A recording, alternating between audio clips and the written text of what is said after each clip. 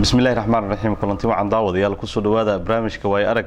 oo toddobaadkii bar idinkaga imaanaya xarunta labaad oo TV ku leeyahay magaalada Muqdisho barnaamijkan toddobaadkan waxaa marti ugu ah Professor Cabdi Maxamed Shucayb oo ah Professor Soomaaliyeed way joogna muddo dheer soo noolaa anagoo kaga mahad celinayna Professor waqtigaada qaaliga ah ugu horeen xarunta TV-ga SBC Muqdisho ku soo dhawow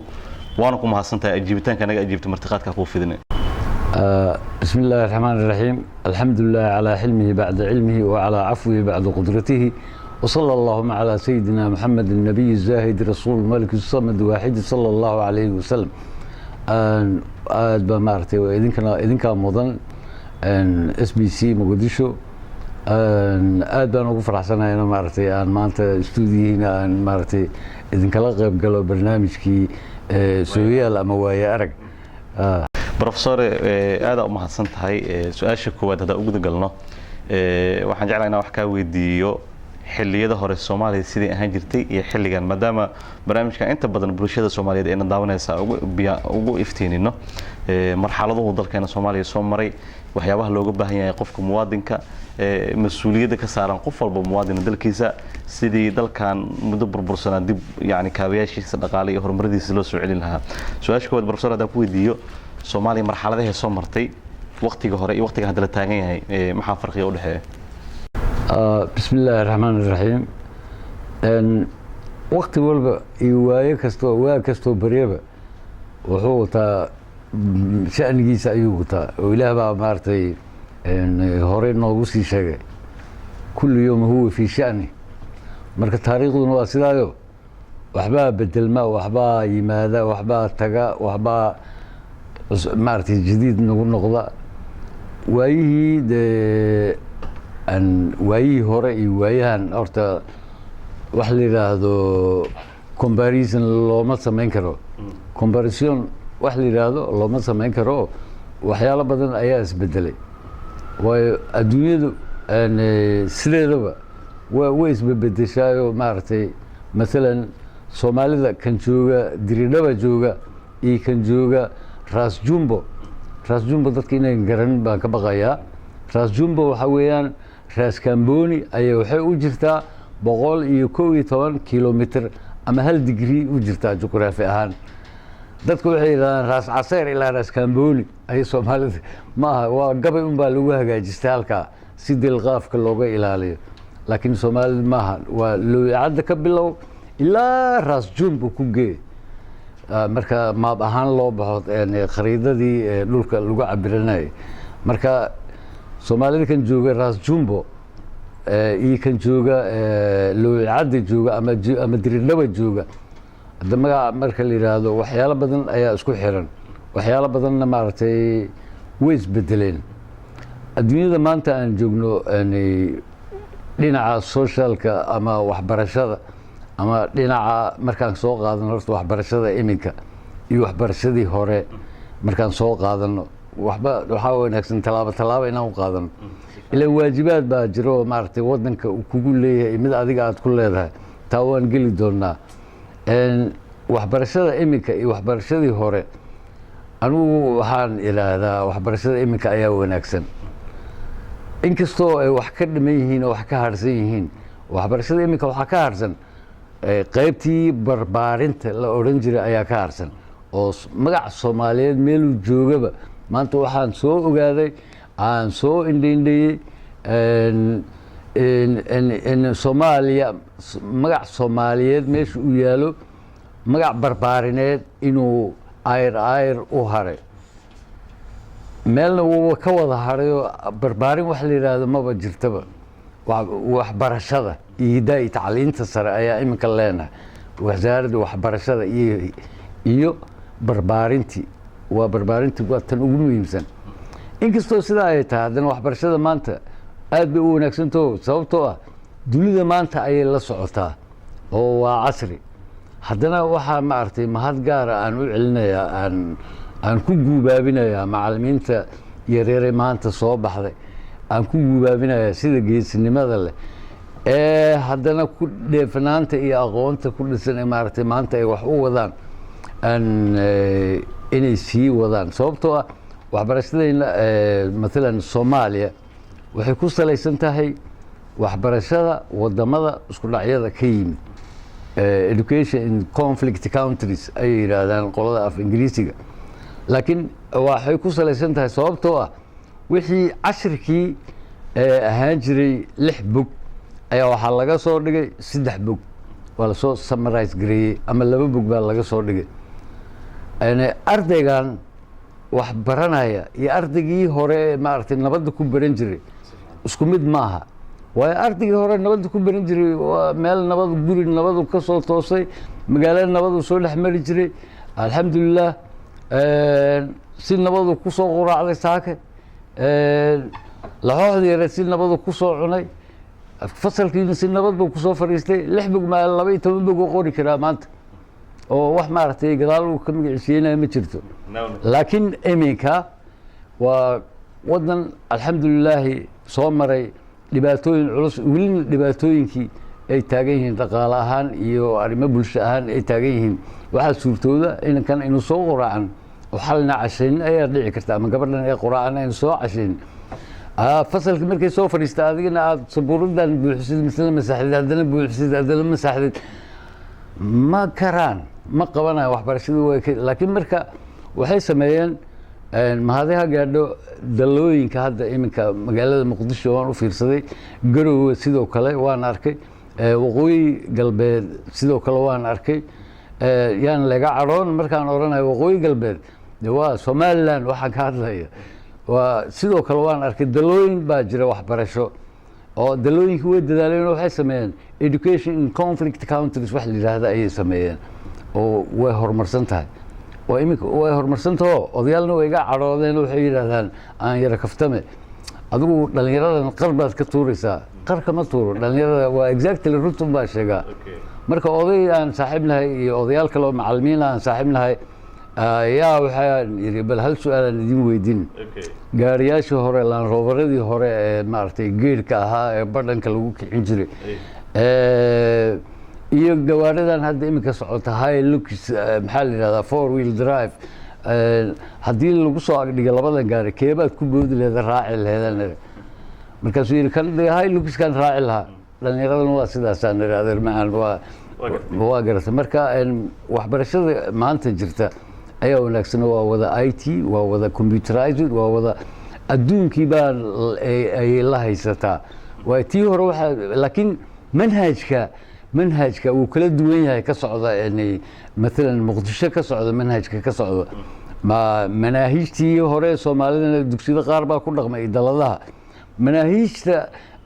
aanan garanayn maaragtay imaaraad iyo shaariqa iyo al noogu yimidna way jiraan ayagana way buuxaan wadanka majority-ga ayagaa wada haysta oo waxaad arkaysaa waxyaalo badan oo rugmaday oo bedelmay aan iraahdo halkaasi waxaaba ka socda dhalanrog taariikheed dhalanrog magaca ee laga dhalanrogayo dhalintii yaryareed dhankaa iyadana dhibaatadeeda ayay wadataa dhankan haddii wanaagii ay wadatay dhibaatada maaragtay dhibaatadii dhankan kale ka socoto marka maxaa xal ah waxaa xal ah dhalinyarada inay toosto halka oo soo noqon doona professor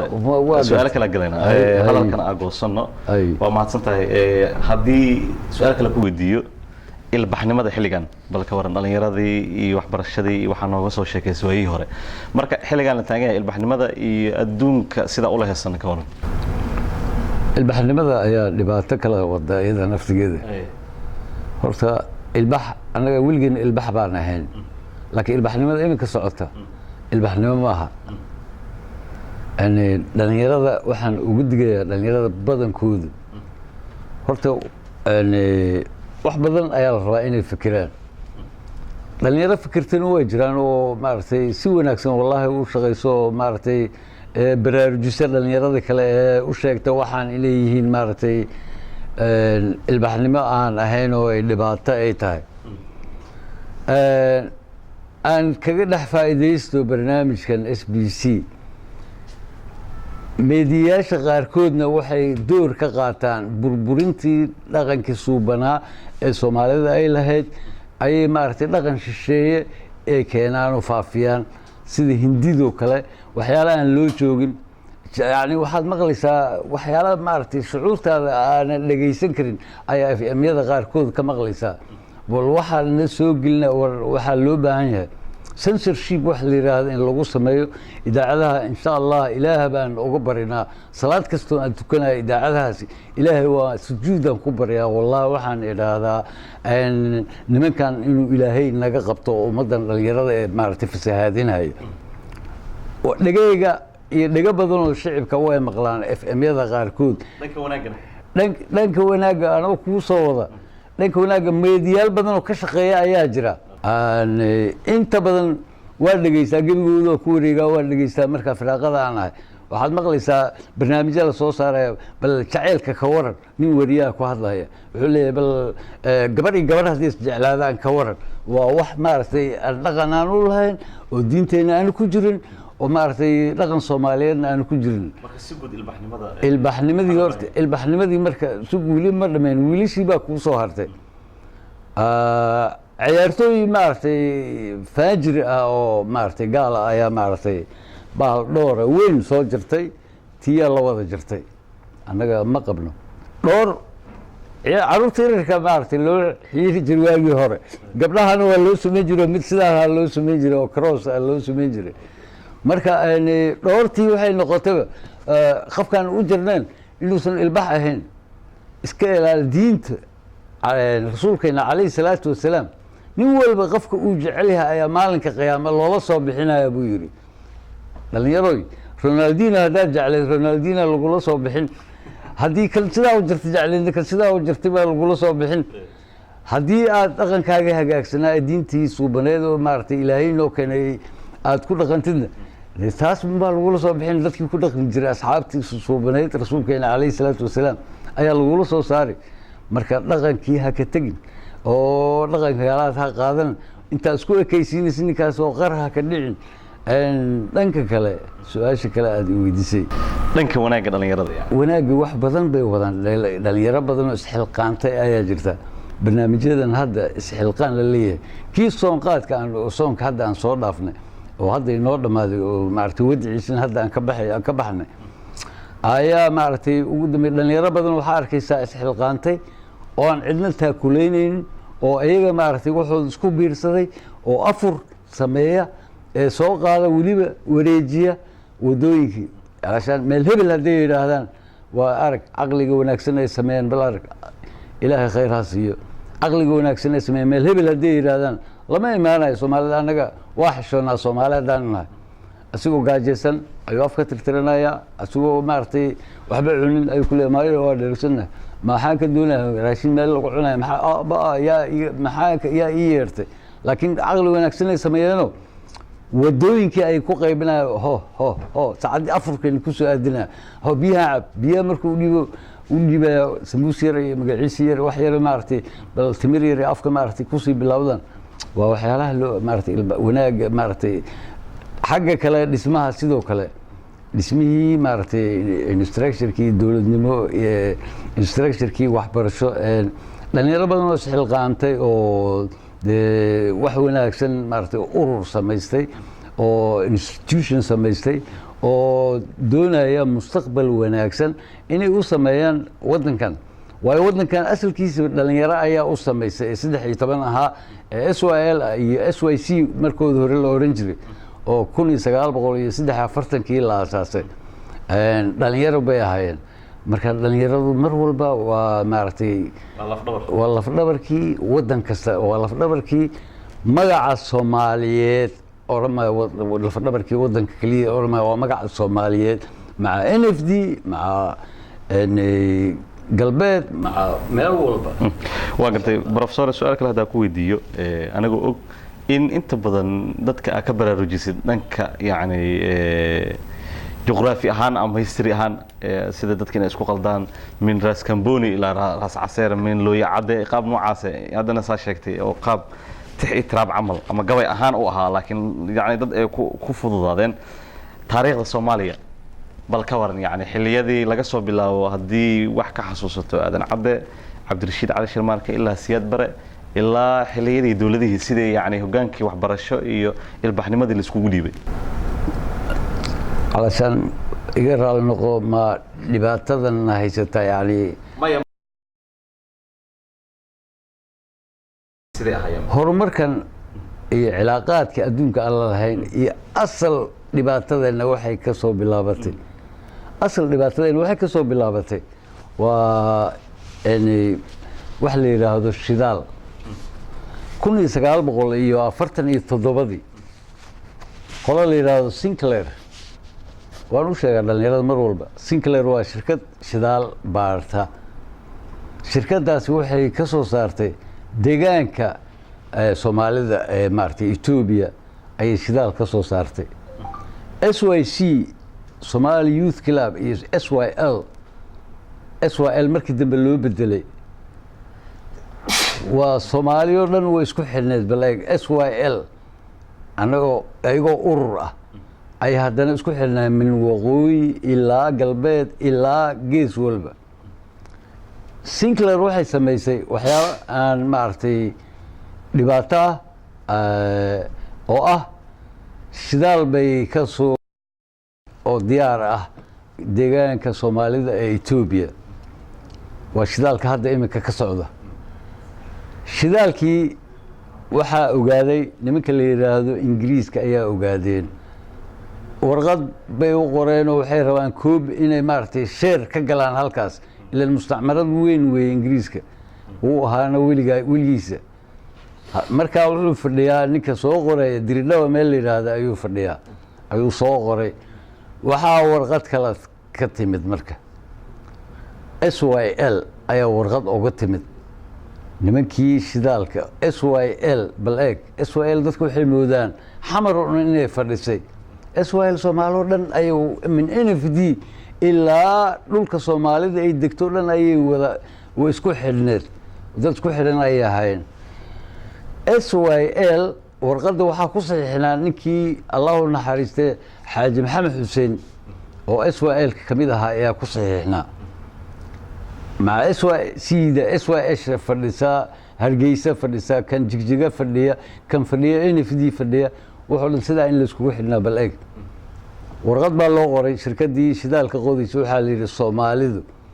إمك وقت حاضر كان جوبن مدي ولي مقادا وحا السمين سنة تشوشي هالكاكوي كيدات أول وقادت الشركة دي أمركي أسقاها وقادتي محيكو قادتي اسكو دوبنان isku duubnaantaas ay ku qaadatay Soomaali oo mid qura ayaa la hadashay isku duubnaan bay ku qaadatay Kenya imika Soomaali oo mid qura waa inay la hadashay dhigaha bilaash isku oodisaa dhalinyarada maanta ayaa laga rabaa dhalinyaradii shalay horumarkaas way gaareen way xidheen ammaan ballaaran baa laga helay Sinclair iyo Conoco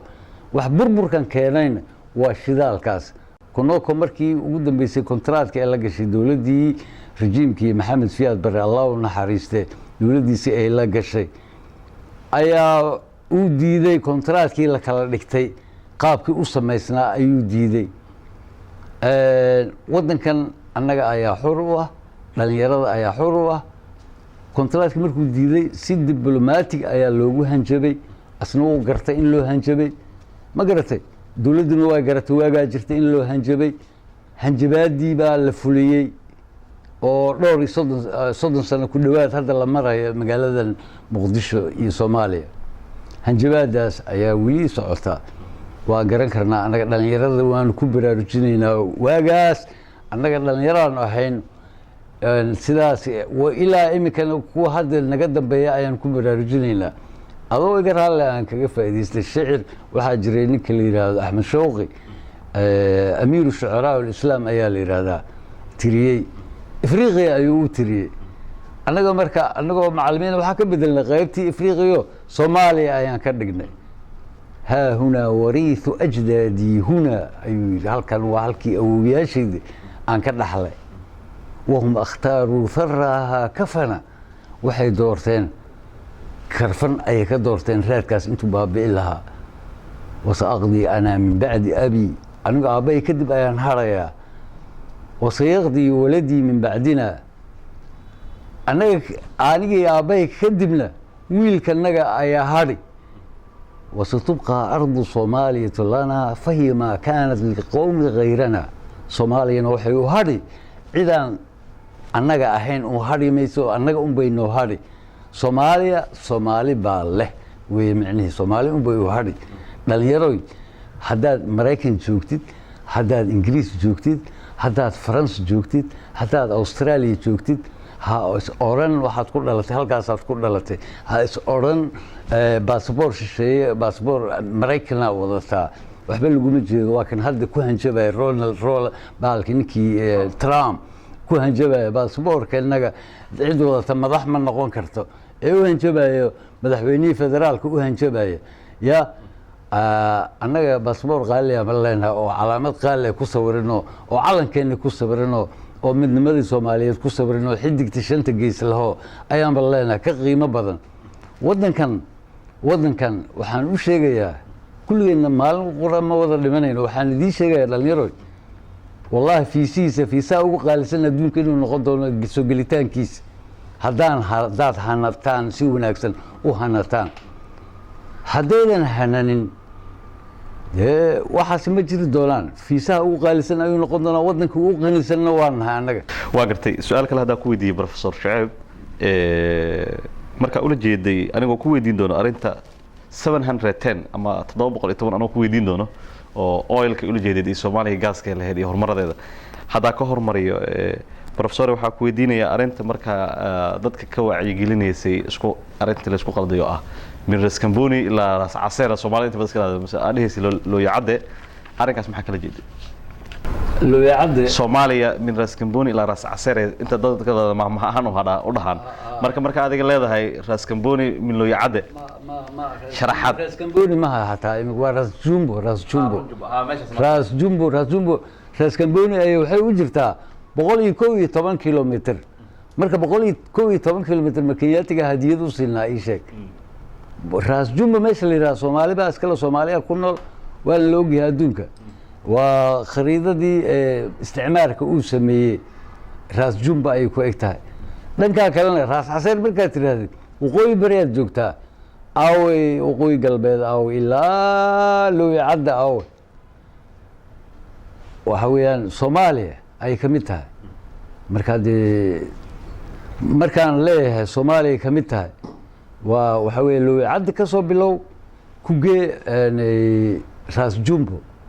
ما راس عسيري راس كامبوني وحال لغو هجاجسناي gabaygaas si looga ilaaliyo waxa la yiraahdo deelqaaf waxa la yiraahdo macnaha ereyada si ay u kala duwanaanin oo ereyada isku raacdo ay gabayada marka la sameeyay anigu waa laga badiyaa gabayaa meehi waxa weeyaan wax badan ayaa la ilaaliyaa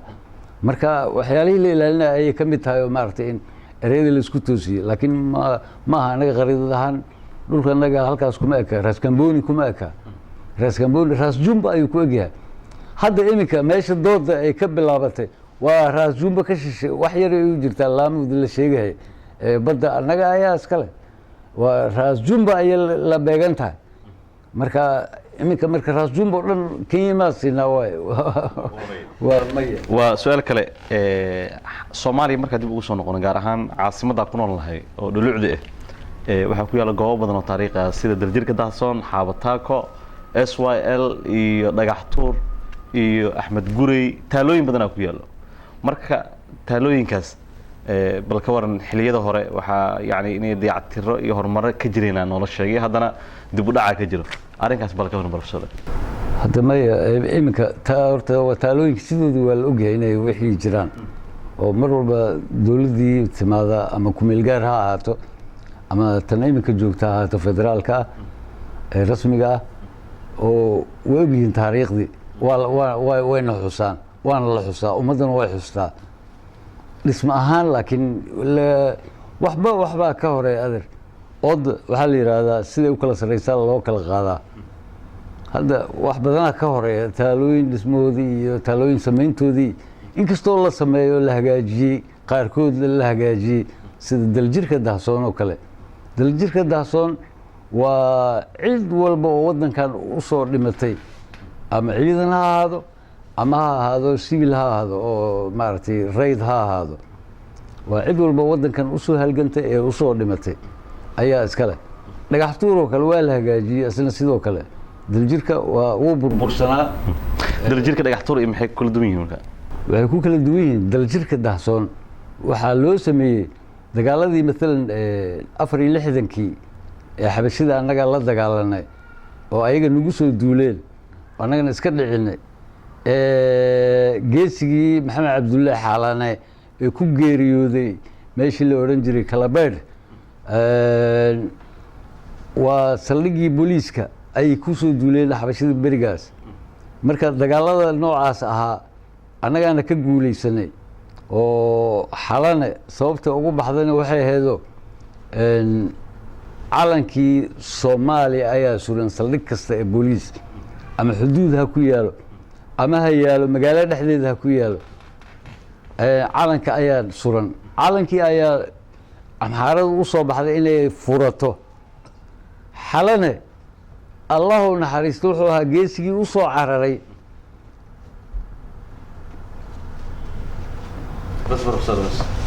ee u yimid calankii soo furay la soo cararay ilaa uu yimaado dhufayskii soomaalida ay ku jirtay. xabadaha way ku dhacayeen ilaa calankii uu ku simo askarigii kale ee dhufayska kula jiray calanka sidaas uga damaqanaa. soomaali oo dhanna way u damaqataa waan ogahay. dhalinyarada maantana way u damaqataa waan ogahay. I know si wanaagsan ayaan ogahay dhalinyarada inay u damqanayso. I know ama ha joogo meel walba ha joogo kanaan leenahay calankanaan leenahay buluga ee xidigta cad 5 gees ku taala. bal cad xidigtaa iska bixiyo wuxuu yahay ma leh. 5 geesna 5 Soomaalida ayay tilmaamtaa. NFD waqooyi galbeed tan waa galbeed oo dhan ilaa NFD ilaa 5 Soomaaliyeed way is ogtahay. Soomaalida waxay kala jirtaa maamaha waxaa jirta ilka abeeso hoos bay ka xidhiiraan. Soomaali meel joogto way is wada ogtahay sidaa weeye. su-aal kale haddaan ku weydiiyey professore weliba waa qirootay raalli ahaa waa kaaga mahad celinaa. su-aal kale haddaan ku weydiiyey professore arinta 710 oo aa ula jeeday oil maxay ahayd arrinkaas sharaxaad yar naga sii. 710 dhul badanay ku taallaa. 710 ceelasha shidaalka ay sameeyey ee laga helay afkoodii waxaa lagu ooday kiiba markab oo sibidh ah intaasoo tan oo macnaa cement ama shamiinto ama sibidh waxaa loo yaqaana ayaa lagu shubay lagu ooday si uusan u soo foganin oo maaragtay u soo bixin. ilan bixid bay diyaar u yihiin wax kale maaha shidaalka halkaa ku jira. hal meel keliya maaha 2 meel maaha 3 meel maaha 10 meel maaha waa dhowr meelood way oo badan 10 ka badan 20 ka badan 100 ku dhowaanahay. haddii shidaalkaasi mid ka mida la furo 710 waxaa loogu qoray si aana loo garan waxa laga wado. 710 waxaa loogu qoray si dadka loogu marin habaabiyo. dhir bay weliba maaragtay ka beereen si dhanka kale aan looga soo marin oo 710 dhankaa kale haddaa kaga soo wareegto waxay noqonaysaa oil ayay noqonaysaa. way dhankii laga aqrin lahaa dhir baa ku beeran ama gebigiisaba ceelkii dhir baaba wada qarisay. in iyo tayro waddada maraysa ka banaana markaad eegtid waxa weeyaan 710 un baa kuu muuqanaysa. hadda waa meelo badan ku yaalla ogow. keliya wuxuuna ku ool Jabuuti. taa beddelkeeda Jabuuti waxay leedahay gaaskan fulkaaniga waxay leedahay awooddan fulkaanada laga sameeyo dabka korontada ama life trigger laga sameeyo ay leedahay oo haddii la shido oo la isticmaalo oo lagu dhaqaaqo in la furo min Masar ilaa ma South Africa min haddana Jabuuti ilaa ma Afrikada galbeed ay dab siin kartaa koronto siin kartaa. maxaa loo diidan yahay horumarkaas inaan horumar gaarin in madaxna laga taagnaado. hadda waa Djibouti looma ogola inay soo saarto sidoo kale shidaalkana sidaas ayaa loo ooday in horumarkaas la gaaro haddii la furo maxaa dhacaya waxaa dhacaya shidaalka adduunka socda ayaa hoos u dhac weyn ku imaanaya qiimo jab weyn ku imaanaya oo qiimihiisa jabaya nimanka la yiraahdo OPEC sidaas kula dagaashantahay dhalinyaro nimanka la yiraahdo imaaraad dagaalka kugu wado waa sidaas waxa soo riixaya waa Ingiriis clear lanu sheegay anigu waa garan karaa consequence-ga waa garan karaa Ingiriiska inuu soo adeegsado Soomaalida dhexdeeda soo adeegsado kooda ugu hadalka badan inuu iska aamusiyo marka su'aal kale gabagabadii wareysigana joognaa su'aasha ugu dambaysa professor gabagaba marayna anagoo ka mahad celinayno waqtigaada su'aasha ugu dambaysa waxay tahay toddobaadkan soo socda Soomaaliya waxa loo dabaaldegi doonaa toddobaadka xurriyadda oo haddaba dawladda Soomaaliya guddi u xil saartay marka toddobaadka xurriyadda yani xilliga hore sidoo loo xusi jiray 26 Juun iyo 1 Luulyo iyo Soomaalida sidii u weynay jirtay in dharka calanka lagu labisto in la isku soo baxo wadooyinka in yani xilliga Soomaaliya yani gobolada waqooyi koonfur isku biireen ee xilliga xornimada la qaatay iyo qaabka loo xusi jiray sideedii ayaa loo xusaa jawaab kooban markaa rabtid kaliya waxaa kala duwan marxaladihii iyo meeshii lagu xusayay oo qaabkii loogu xusi jiray mararka qaarkood ay maartay bedelmeen aan loogu xusi karin laakiin xuskii ayadoon dawladihii ku meel gaarka ayadoon la gaarin markii la gaaro 26 Juun 1 July 27 Juun intaba Soomaalida halkan joogta way u dabaaldegi jirtay Soomaalida joogta Diridhaba joogta way u dabaaldegaysa Soomaalida joogta Djibouti way u dabaaldegaysa Soomaalida joogta Gaarisa iyo Wajeer joogtana way u dabaaldegaysa kan Gaarisa iyo Wajeer jooga iyo kan jooga Jigjiga iyo Diridhaba jooga iyo kan jooga Djibouti iyo Muqdisho jooga iyo Hargeysa isku si baa loogu dabaaldegaasi wili waa maal laga wada garanayo waa maalmo la wada yaqaan muayana 26 Juun waa maalinkii gobolada waqooyi ee gumeysiga Ingiriiska ay ka xoroobeen 1 July hooyadii gobolnimada ku bilowday gobolada waqooyi Hargeysa waa tay keentay halkan keentay calankii ee tiri walaalkaygu aan midowno oo mid qura aan noqono lagu kala tagay mid qura aan noqono aan kaga faa'iideysto halkaas shalay gobolnimadan iyo midnimadan waxaa keentay Hargeysa ayaa keentay Hargeysoy walaal waa ku aqoonsanahay waa ku ictiraafsanahay Somaliland shalay adaa keenay halkan maantana calankii waxaan doonaynaa inaad sare u qaadid ayaan doonaynaa kor noogu qaadid ayaan doonaynaa anu kulli dawlad maahi macalin Soomaaliyeed baan ahay waa iga fariin walaaltinimo ayaan doonay Soomaali meel joogtana sidaa bay ku faraxsan tahay ra'yiga aan qabo bay qabaan shalay adaa keenay maantana adaa keeni kara shalay adaa keenay maantana adaa keeni kara keen ma maasantay idinka mudan waa hagaag daawadayaal intaas ayaan jecelnahay inaan ku soo gabagabeeyo barnaamijkii waaye arag oo toddobaadkan marti noogu ahaa stuudiyaha labaad ee Muqdisho Professor Cabdi Maxamed Shucayb oo ah professor Soomaaliyeed dhanka kalena ah macallin Professor aad ku mahad celinayna sida wacan oo wanaagsan oo nooga aqbashay aad iyo aad waa idinka mudan ma sha Allah idinka mudan aad iyo aad sidoo kale waxaan u mahad celinayaa Cabdullaahi Maxamed Sheekh Doon iyo saaxiibkii Cumar oo dhanka kaamirada iga caawinayay dhanka editkana wuxuu ahaa Mukhtaar Cabdi Aadan barnaamijkan kankiisa xigay inta ku kulmayno sidaas nabadgeliyo wassalaamu calaykum waraxmatullaahi ta'ala wa barakaatuh